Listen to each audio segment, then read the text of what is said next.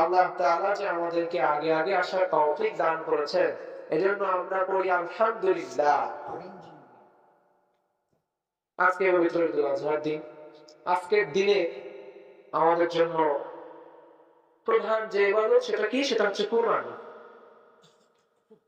আর তিরমিজি শরীফের 1493 নম্বর হাদিস, আর আয়েশা রাদিয়াল্লাহু আনহা রাসূলুল্লাহ সাল্লাল্লাহু আলাইহি ওয়াসাল্লাম, আম্মা জান আয়েশা রাদিয়াল্লাহু তাআলা আনহা বলছেন, আল্লাহর নবী সাল্লাল্লাহু আলাইহি ওয়াসাল্লাম বলেছেন, ঈদুল আজহার দিনে সবচাইতে উত্তম কাজ হলো, আল্লাহ তাআলার নিকট সবচাইতে পছন্দনীয় কাজ হলো আল্লাহর নামে রক্ত প্রবাহিত করা, কুরবানি করা।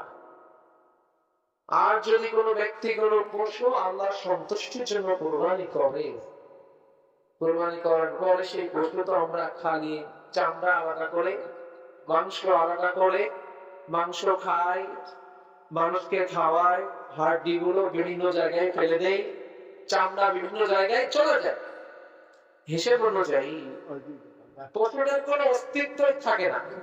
কিন্তু আমাদের আয়েশা বলছেন, ইন্নাহা লাতাতি ইয়াওমাল কিয়ামাতি বিকুরুনিহা ওয়া আশআরিহা ওয়া আদলাফিহা ওয়া ইন্নাদ দামা লা ইয়াকাউ মিনাল্লাহি বিমাকানিন ক্বাবলা আন ইয়াকা মিনাল আরদি ফাতিবু বিহা নাফসান।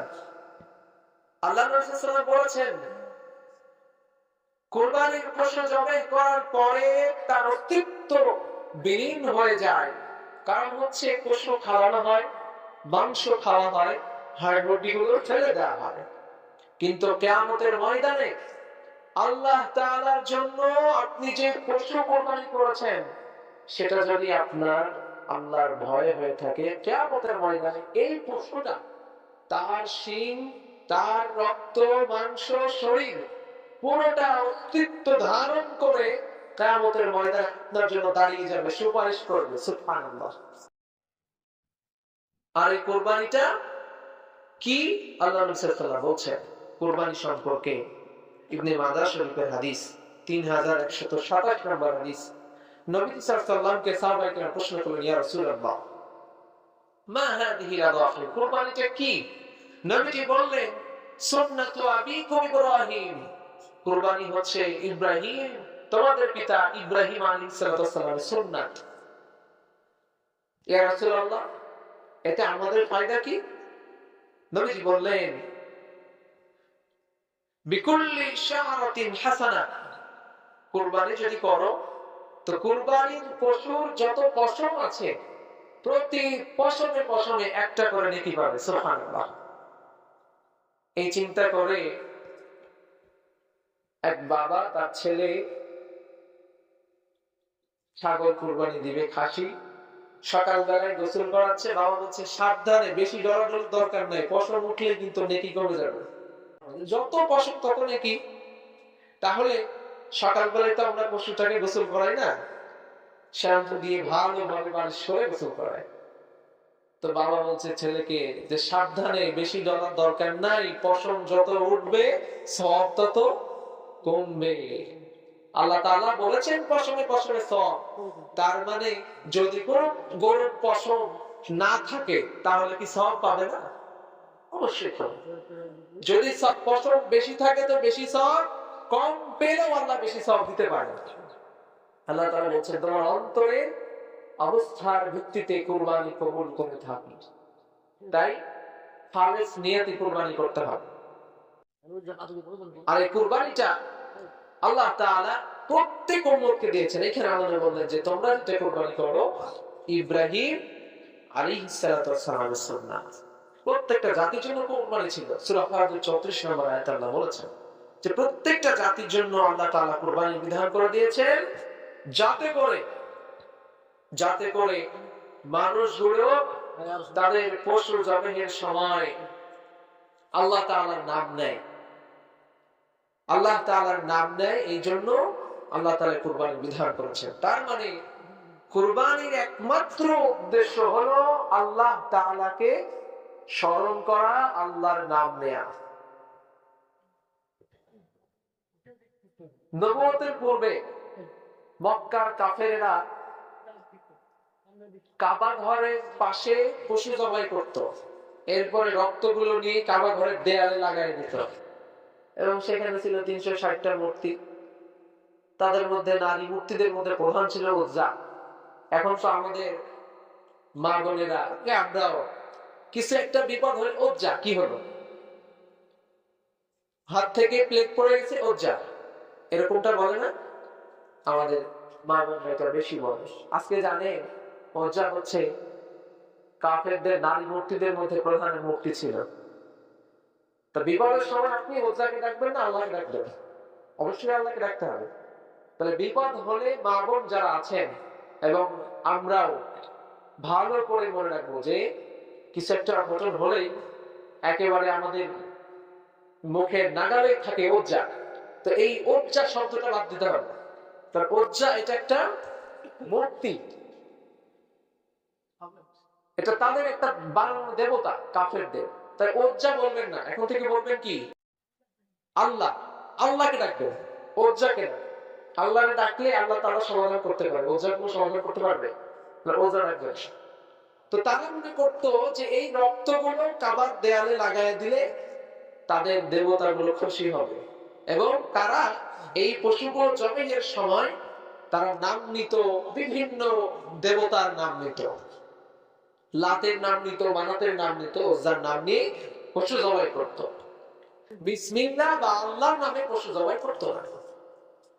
এমন একটা প্রেক্ষাপটে আল্লাহ তাআলা কুরবানিকে আমাদের জন্য ওয়াজিব করলেন, এবং আল্লাহর নবীকে বললেন যে ওয়াকুল্লি উম্মাতিন জাআলনা মানসাকাল লিয়াযকুরু ইসমাল্লাহ, যে আমি প্রত্যেক জাতির জন্য কুরবানির বিধান দিয়েছি যাতে করে তোমরা কুরবানির পশু জবাইয়ে আল্লাহর নাম নিতে পারো। তাকবীর পড়েন, আল্লাহু আকবার, আল্লাহু আকবার, লা ইলাহা ইল্লাল্লাহ, আল্লাহু আকবার, আল্লাহু আকবার, ওয়ালিল্লাহিল হামদ। তো আল্লাহ তাআলা বলছেন প্রত্যেকটা জাতির জন্য কুরবানির বিধান, যাতে করে তোমরা নাম নিতে পারো আল্লাহ। আর আল্লাহ পাক রব্বুল আলামিন এটা দ্বারা যে উদ্দেশ্য করলেন যে কুরবানিটা হতে হবে আল্লাহ তাআলার জন্য। আর রাসূল কি বললেন, এই কুরবানি কার সুন্নাত? ইব্রাহিম আলাইহিস সালাতু ওয়াস সালাম। আর ইব্রাহিম আলাইহিস সালাতু ওয়াস সালাম নিজের সন্তানকে কুরবানি করতে প্রস্তুত হয়েছিলেন, সেটাও আল্লাহ তাআলার জন্য। সম্মানিত উপস্থিতি, ইব্রাহিম আলাইহিস সালাতু ওয়াস সালাম এবং ইসমাঈল আলাইহিস সালাতু ওয়াস সালামের ঘটনা আমার যতদূর মনে পড়ে, আমার বুদ্ধি হওয়ার পরে থেকে যতবার কুরবানির ময়দানে গেছি ঈদগাহে, এই একই ঘটনা বারবার শুনেছি। তো আজকে আমি এই ঘটনাটা বলবো না, আমার মনে হয় আপনাদের মুখস্থ, তাই পুনরায় রিপিট করা দরকার হবে না। কুরবানির উদ্দেশ্যটা আমি আজকে বলার চেষ্টা করবো ইনশাআল্লাহ। তো ইব্রাহিম আলাইহিস সালাতু ওয়াস সালামের উদ্দেশ্য ছিল কুরবানিটা আল্লাহর জন্য। তাই আল্লাহ পাক রব্বুল আলামিন তার হাবিবকেও একই কথা বললেন যে তুমিও কুরবানি করো। কার নামে? আল্লাহ। আপনাদের কি মন খারাপ? কেমন আছেন আপনারা বলেন? ভালো আছেন? সুস্থ আছেন? সবার মুমূর্ষ অবস্থায়, মানে আজকে যে ঈদের দিন, একটা চেহারায় যে একটা আনন্দ ভাব থাকবে সেটা খুব একটা লক্ষ্য করছি না। আর একবার বলেন তো আলহামদুলিল্লাহ। এই তো সুন্দর সুন্দর। রাব্বুল আলামিন বললেন কুল ইন্না সলাতি ওয়া নুসুকি ওয়া মাহইয়ায়া ওয়া মামাতি লিল্লাহি রাব্বিল আলামিন।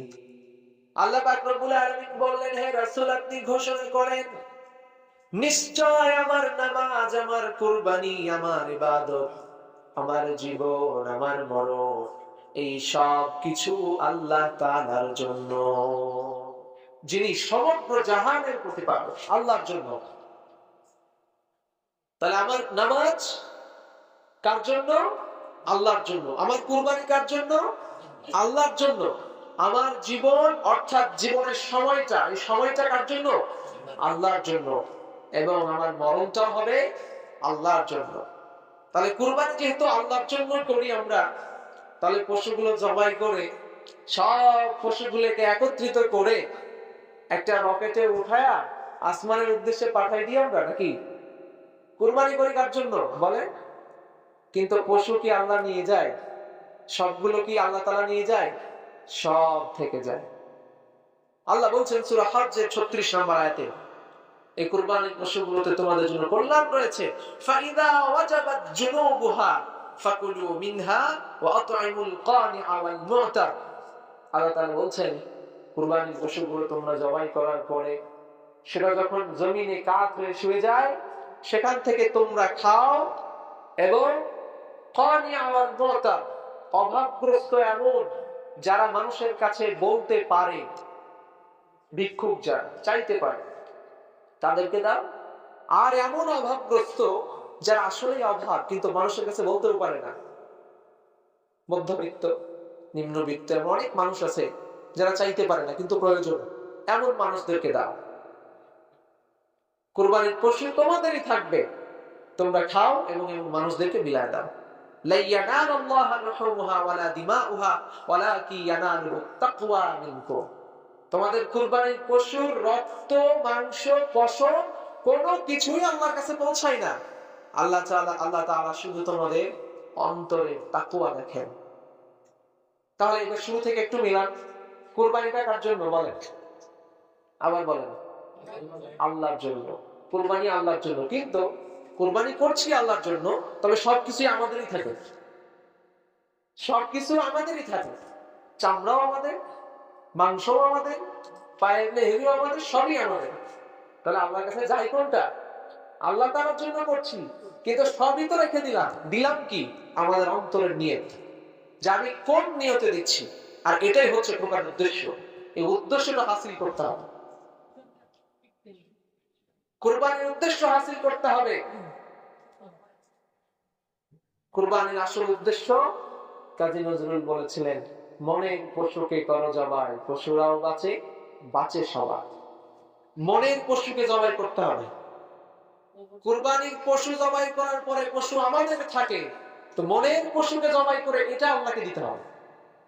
আমাদের মনের ভিতরে অনেক পশুসুলভ আচরণ তৈরি হয়েছে। 1 নাম্বার, লোভের পশুকে জবাই করতে হবে। এই সমাজে যত অন্যায় লোভের কারণে হয়। এই যে কিছুদিন আগে বাংলাদেশে তেলের সংকট দেখা দিল, তাই না? কেন? কারণ বিভিন্ন পাম্পে তেলের মজুত করে রেখে দাম বাড়ানোর জন্য একটা অপচেষ্টায় লোভ। ব্যবসায়ীরা লোভ করে পণ্যে ভেজাল মিশিয়ে বেশি ফায়দা লোটার জন্য সমাজের সংকটময় পরিস্থিতি তৈরি করে, লোভের কারণে। আপনি যদি মনের পশুকে জবাই করতে না পারেন, তো কুরবানির পশু জবাই করে শুধু মাংস খাওয়া হবে, ফায়দা হবে না। এত লোভ। কুরবানি কি গরিব লোকেরা দেয় না ধনী লোকেরা দেয় বলেন তো? সবাই দেয়। তবে মূলত কুরবানি তো একটা সম্পদের আমল, তাই না? যার নেশার পরিমাণ সম্পদ আছে সেই দিবে, তার মানে ধনী লোকদের এটা আমল। তো আপনি সারা বছর তো মাংস খান, কুরবানির একটা দিন যে জবাই করে এই সব মাংসগুলো আবার ফ্রিজে রাখেন, তাহলে আপনি কি কুরবানি দিলেন? আপনার ভিতরের লোভটাই তো আপনি রেখে দিলেন। তাহলে এই কুরবানি করে আপনি কি মনে করছেন যে আল্লাহর কাছে সওয়াব পাবেন? কি কুরবানি করলেন? আমাদের গ্রামে তো সমাজ সিস্টেম আছে, কিন্তু আপনি যদি বিভিন্ন জায়গায় দেখেন যারা ধনী লোক 2টা করে কুরবানি দেয়, গরুও দেয়, ছাগলও দেয়, আবার একজন একা একটা গরু দিয়ে দেয়, তারপরে সব মাংস ফ্রিজে রাখে। তো তোমার কুরবানি দেওয়ার কি দরকার ভাই? তুমি এমনি গরু জবাই দিয়ে খাও, সারা বছর খাও। কুরবানির দিন মানুষকে দেখানোর কোনো দরকার আছে?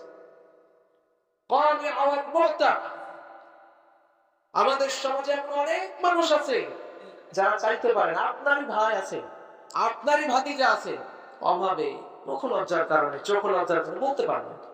তা আপনি আপনার কুরবানি এই বছরের একটা দিন আপনি যদি আপনার অসহায় ভাইটার দিকে খেয়াল না করেন, আপনার এলাকার সেই দুঃখী মানুষটাকে একটু ধরায় না দেন, তাহলে আপনি কি কুরবানি দিলেন বলেন তো? সবই তো রেখে দিলেন, তো কুরবানিটা দিলেনটা কি?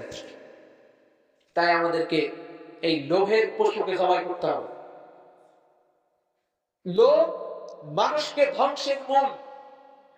যার ভিতরে লোভ যত বেশি, তার ভিতরে ধ্বংস তত তাড়াতাড়ি আসে।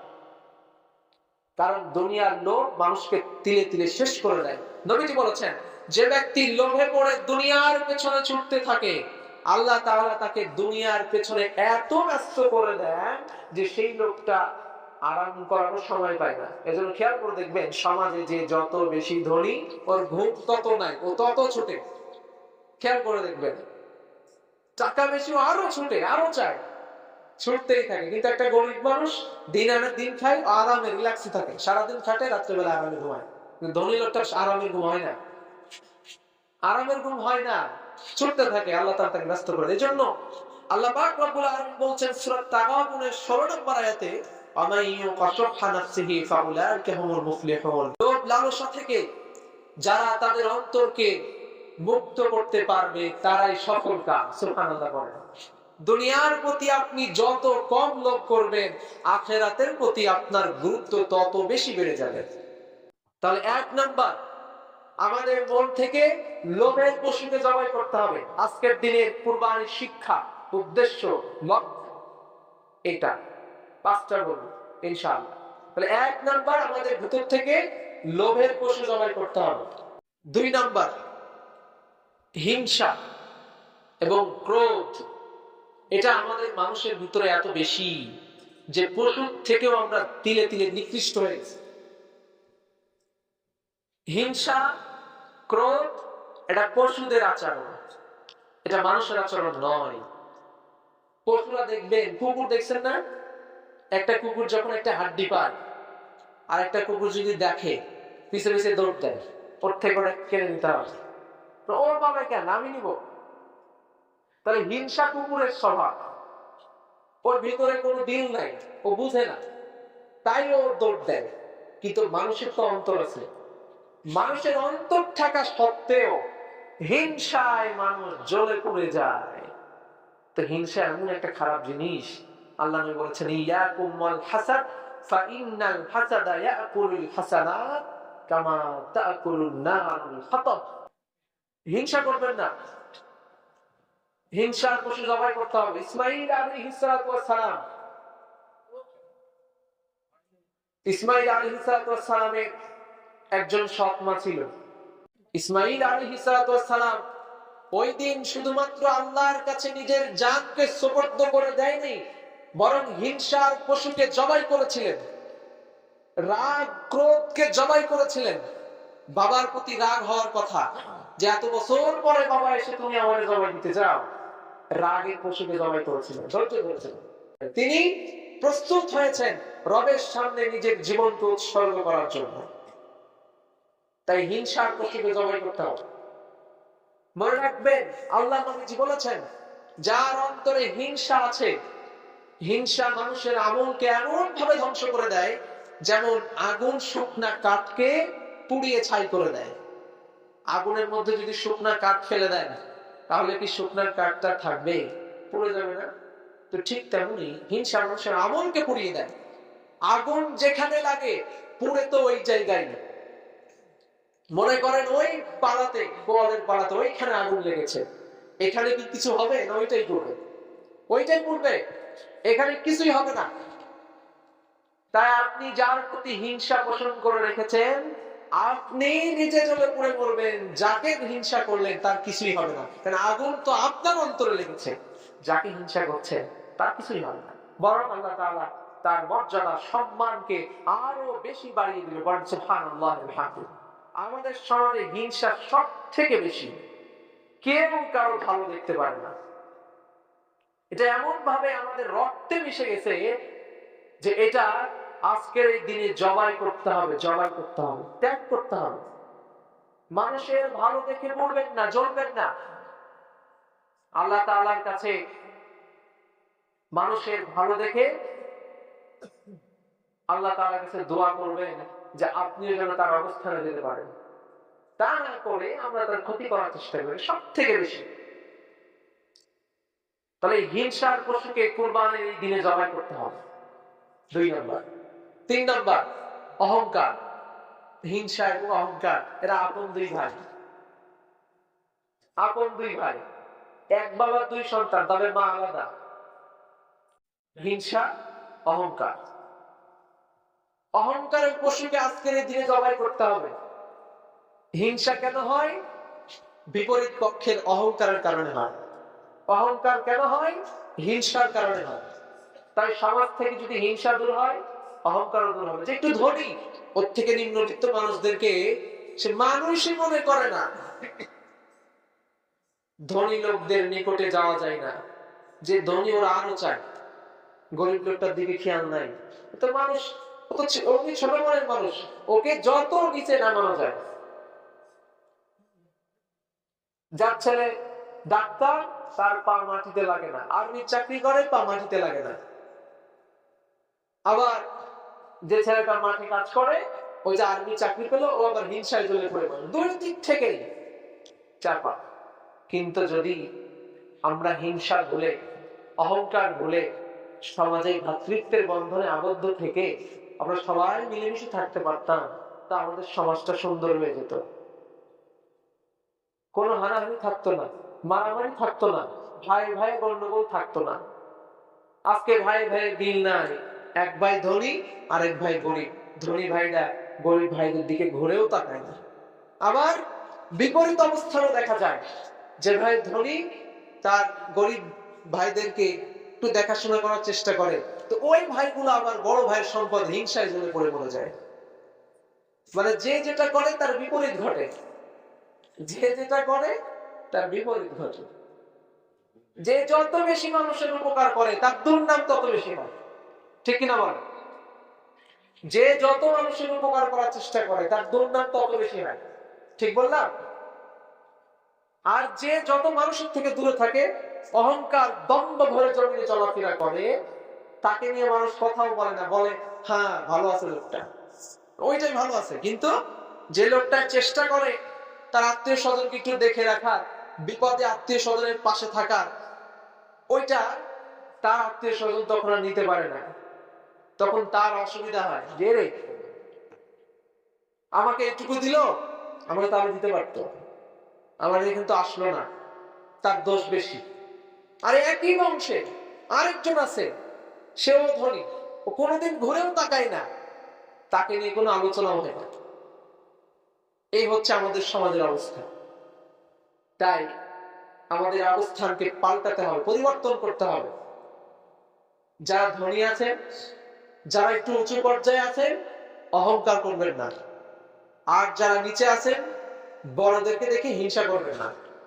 আপনি যদি দোয়া করতে পারেন, কারো ভালো দেখে আপনি যদি খুশি হতে পারেন, তো আল্লাহ নবী বলেছেন, ওয়াদা করেছেন যে আল্লাহ তাআলা আপনাকে ওই ব্যক্তির অবস্থানে পৌঁছে দেবেন। সুবহানাল্লাহ বলেন, তাকবীর পড়েন, আল্লাহু আকবার, আল্লাহু আকবার, লা ইলাহা ইল্লাল্লাহ, আল্লাহু আকবার, আল্লাহু আকবার, ওয়া লিল্লাহিল হামদ, আল্লাহু আকবার, আল্লাহু আকবার, লা ইলাহা ইল্লাল্লাহ, আল্লাহু আকবার, আল্লাহু আকবার, ওয়া লিল্লাহিল হামদ। সম্মানিত উপস্থিতি, তাহলে আজকের এই দিনে আমরা কুরবানি পশু জবাই করব, তবে তার আগে আমাদের অন্তর থেকে 5টা বস্তু জবাই করতে হবে। কয়টা?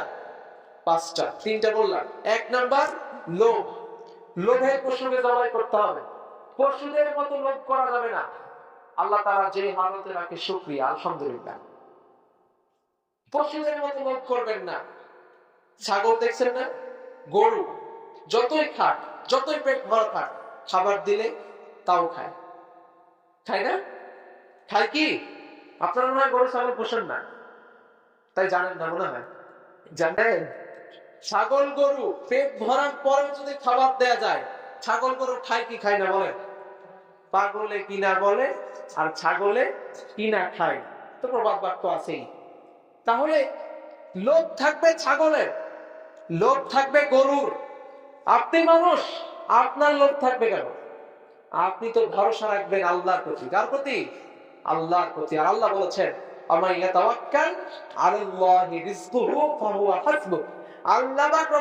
বলেছেন যে আল্লাহর প্রতি তাওয়াক্কুল করে অল্পে তুষ্ট থাকে, আল্লাহ তাকে বেহিসাব সম্পদ দান করে। সুবহানাল্লাহ। মানে হিসাব ছাড়া সম্পদ দেয়। কোন দিক থেকে আপনার আল্লাহ তাআলা একটা ব্যবস্থা করে দিলেন, টের পাবেন না। এই টাকা নাই, কোন প্রয়োজন টাকা, কোথাও কোনো আইন কানুনের কোনো সুযোগ নেই, হঠাৎ করে দেখবেন কোন দিক থেকে আল্লাহ তাআলা কিছু টাকার ব্যবস্থা করে দিবে, আপনি বিপদ থেকে উদ্ধার হয়ে যাবেন। তো শর্ত একটা, ভরসা রাখতে হবে আল্লাহর প্রতি, লোভ করা যাবে না, অল্পে তুষ্ট। 2 নাম্বার, হিংসার পশুকে জবাই করতে হবে। অন্যের ভালো দেখে জ্বলে পড়ে মরবেন না, বরং আপনার এলাকায় যদি কেউ ভালো থাকে সেটা আপনার এলাকার সম্পদ। আপনার এলাকায় যে ছেলেটা ভালো পড়ালেখা করে, ভালো চাকরি করে, ওইটা আপনার এলাকার অহংকার, আপনার এলাকার গর্ব, আপনার এলাকার সম্পদ। হিংসা করে তার ক্ষতি সাধন করে হয়তো তার কিছুটা ক্ষতি আপনি করতে পারবেন, কিন্তু আল্লাহ তাআলা যার ভালো চায় তার কিছুই আপনি করতে পারবেন না, বরং আপনার মান কমবে, এলাকার মর্যাদা কমবে। তার থেকে যদি আপনি আপনার এলাকার সম্পদগুলোকে, মেধাবী ছাত্রগুলোকে, ভালো চাকরিজীবীগুলোকে সম্মান দিতেন, তা আপনার এলাকাটা অন্যান্য এলাকায় সম্মানিত হতো, গর্বিত হতো। তাই হিংসা করবেন না। আপনার বংশে যে ছেলেটা ভালো, আপনার ভাইয়ের একটা ছেলে ভালো চাকরি করে বা ভালো পড়াশোনা করে, তাকে হিংসা না করে নিজের ভাতিজা, নিজের ভাই বলে পরিচয় দেন, মানুষ আপনাকে সম্মান করবে। হিংসা করে কি লাভ? বরং আপনি যদি তাকে বরণ করেন, গ্রহণ করেন, ভালোবাসেন, তার সাথে সাথে আপনার সম্মানও বাড়বে। আর যারা আমরা ভালো অবস্থানে আছি, 3 নাম্বার, আমাদের হিংসা করার, অহংকার করা যাবে না। যে আমাদেরকে ভালো অবস্থানে যে আল্লাহ তাআলা পৌঁছেছেন, সেই আল্লাহ তাআলা আমাদেরকে আবার ভালো অবস্থান থেকে দূরে ঠেলে দিতেও পারেন, তাই অহংকার করা যাবে না। 4 নাম্বার, কুপ্রবৃত্তি, কুদৃষ্টি, কামকতার পশুকে জবাই করতে হবে, যেটা সমাজে বর্তমানে সবথেকে বেশি। আল্লাহ পাক রব্বুল আলামিন বলছেন, ওয়ালা তাকরাবুজ জিনা ইন্নাহু কানা ফাহিশাতাও ওয়া সাআ সাবিলা। সূরা বানী ইসরাঈল 32 নম্বর আয়াত। রব্বুল আলামিন বলছেন, তোমরা জিনা করা তো দূরের কথা, ব্যভিচার করা তো দূরের কথা, জিনা ব্যভিচারের নিকটবর্তীও তোমরা হয়ো না, নিকটবর্তী হয়ো না। অন্য জায়গায় আল্লাহ বলছেন, কুল্লিল মুমিনিনা ইয়াগুদ্দু মিন আবসারিহিম, সূরা নূর 30 নম্বর আয়াত। যে নবী আপনি বলে দেন মুমিনদেরকে তারা যেন তাদের দৃষ্টিকে সংযত রাখে, হেফাজতে রাখে। আল্লাহ তাআলা পরের আয়াতে বলছেন, অকুল্লিল মুমিনাতি ইয়াগুদ্দুনা মিন আবসারিহিন ওয়া ইয়াহফাযনা ফুরুজাহুম, নারীদেরকেও বলেন তারাও যেন তাদের দৃষ্টি সংযত রাখে, তারা যেন পর্দাপ্রশিতার সাথে থাকে। বর্তমানে আমাদের স্বভাব পশুর থেকে নিকৃষ্ট হয়ে গিয়েছে। দেখেন তো আপনি বাংলাদেশে এই কিছুদিনের ভিতরে কতগুলো ধর্ষণ হয়েছে। 2026 সালের প্রথম 3 মাস 165 জন, 3 মাস 165 জন শিশু ধর্ষণ হয়েছে। ইউনিসেফের রিপোর্ট অনুযায়ী 2013 থেকে 2014 পর্যন্ত প্রায় 5200টা এই ধর্ষণের অভিযোগ হয়েছে বাংলাদেশে। বিচার হয়েছে মাত্র 2%, বাকিদের বিচার হয় না। একটা 7 বছরের শিশু, 60 বছরের বৃদ্ধ, যে মানুষের কাছে কোনো ভেদাভেদ রাখে না, আমার ভাষায় সেটা কোনো মানুষ না, সেটা পশু, তার থেকেও নিকৃষ্ট। এই যে পশুসুলভ আচরণ সমাজে ছড়িয়ে গিয়েছে, কত লামিয়া, আসিয়া, তানহা, এরপরে নামিসা, এই যে কিছুদিন আগে যে হত্যাকাণ্ড হলো, শুধু ধর্ষণই করে নাই, গলা থেকে মাথা কেটে আলাদা করেছে। কত বড় বড় পিশাচ এই আচরণ করতে পারে। এই 7 বছরের শিশুকে যেই লোকটা ধর্ষণ করে, তার ভিতরে কি মনুষ্যত্ব আছে বলে মনে হয়? মানুষ হয় মনুষ্যত্বের কারণে। আরে পশু তো দুনিয়ায় আসে, জন্মগ্রহণ করে, খায়, বাচ্চা জন্ম দেয়, মরে যায়। আপনি মানুষ হয়েও যদি একই কাজ করেন, তাহলে পশু আর আপনার ভিতরে পার্থক্যটা কোথায়? সম্মানিত উপস্থিতি, তাহলে 4 নম্বর বলছিলাম কুপ্রবৃত্তির এই কামকতার পশুকে জবাই করতে হবে। একটা পশুর নাম, এটা নিতেও আমাদের ঘৃণা লাগে, সেটা হচ্ছে শূকর বা শুয়োর। এদের যৌন আচরণ একেবারে জঘন্য। একটা স্ত্রীলিঙ্গের শুয়োরকে কয়েকজন মিলে তারা ধর্ষণ করে। তো আমাদের মানুষের ভিতরে এই আচরণ যদি সৃষ্টি হয়ে যায়, আল্লাহ বলছেন উলাইকা কাল আনআম, তারা পশু, বাল হুম আদল, না পশু না, তার থেকে নিকৃষ্ট। সম্মানিত উপস্থিতি, এই পবিত্র ঈদুল আজহার দিনে আসুন আমরা আমাদের ভিতর থেকে কুপবিত্র এই পশুকে জবাই করে দিই। আজকে থেকে আমরা নারীদের দিকে খারাপ নজরে তাকাবো না, ইনশাআল্লাহ করেন। এবং মা বোন যারা শুনছেন, বেপরদায় চলবেন না, এবং আপনারা আপনাদের দৃষ্টি সংযত রাখবেন। আল্লাহ তাআলা নারী পুরুষ উভয়কেই এই অর্ডার করেছেন যে দৃষ্টি সংযত রাখতে হবে। এজন্য প্রয়োজনে বিয়ে করেন, কিন্তু এই ধরনের খারাপ কাজে, ব্যভিচারে, জেনার মধ্যে নিজেদেরকে জড়ায় দিবেন না। 5 নাম্বার, আমাদের মনের ইচ্ছার পশুকে জবাই করতে হবে। সেটা কি? সেটা হলো আমার ইচ্ছা করে যে আমি একটু গান শুনি, একটু মিথ্যা বলি, মন চায়, এই মনের চাওয়াটাকে জবাই করতে হবে। মানুষের মনটা এমন, ইন্নান নাফসালা আম্মারাতুম বিসসু, মানুষের মন এটা শুধুমাত্র খারাপ কাজের দিকে নিয়ে যেতে চায়। সূরা ইউসুফের 53 নম্বর আয়াত এটা। তাই আমাদের মনের ইচ্ছার পশুকে জবাই করতে হবে। এইভাবে যদি আপনি কুরবানির পশু জবাই করার পূর্বে এই 5টা পশুকে জবাই করতে পারেন, এরপরে যদি কুরবানির পশু জবাই করেন, তো কুরবানির পশুর রক্ত জমিনে পড়ার আগেই আল্লাহ তাআলা আপনার কুরবানি কবুল করে নেবে। বলেন সুবহানাল্লাহ। তো তার জন্য আমাদেরকে এই 5টা পশু মনের ভিতরে জন্ম নেয়া এই পশুগুলোকে জবাই করতে হবে। পারবেন তো ইনশাআল্লাহ? কেমন পারবেন আজকে জোহরের নামাজে দেখা যাবে। মন তো চাই নামাজে না যায়, কিন্তু মনের এই চাওয়াটাকে কুরবানি করে মসজিদে আসার নামই হচ্ছে ঈদুল আজহার কুরবানির উদ্দেশ্য আর শিক্ষা। আর এই উদ্দেশ্য যদি আপনি গ্রহণ করতে না পারেন, তাহলে আপনাকে 1000 বছর হায়াত দেওয়া হলে 1000টা পশু কুরবানি করলেও আল্লাহ তাআলার কাছে কিঞ্চিত পরিমাণ মর্যাদা আপনি পাবেন না। তাই পশুগুলোকে জবাই করতে হবে। পারবেন তো ইনশাআল্লাহ? আল্লাহ তাআলা আমাদের সবাইকে কুরবানির পশু জবাই করার পূর্বে এই 5টা পশুকে, আমাদের মনটাকে, মনের পশুকে জবাই করার তৌফিক দান করুন। সবাই পড়েন আল্লাহুম্মা আমিন।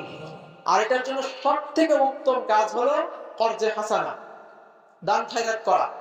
মৃত্যুর পূর্ব মুহূর্তে, সূরা মুনাফিকুনের শেষের দিকে আছে, মৃত্যুর পূর্ব মুহূর্তে মানুষ বলবে, আল্লাহ আমাকে যদি আর কিছু সময় দিতে তাহলে আমি দান করতাম। এই কথা বলবে না যে আমি নামাজ পড়তাম, আমি জিকির করতাম, এটা বলবে না। বলবে আল্লাহ আমার একটু সময় দিলে আমি দান করতাম। কারণ দানের গুরুত্ব এত বেশি, এই জন্য কুরবানির ধর্ম দেওয়া হয়েছে। তাই কুরবানির মাংসগুলোকে একা একা খাবেন না, পশুর মতো আচরণ করবেন না, বিলায় দিবেন, মানুষের কাছে বিলায় দিবেন।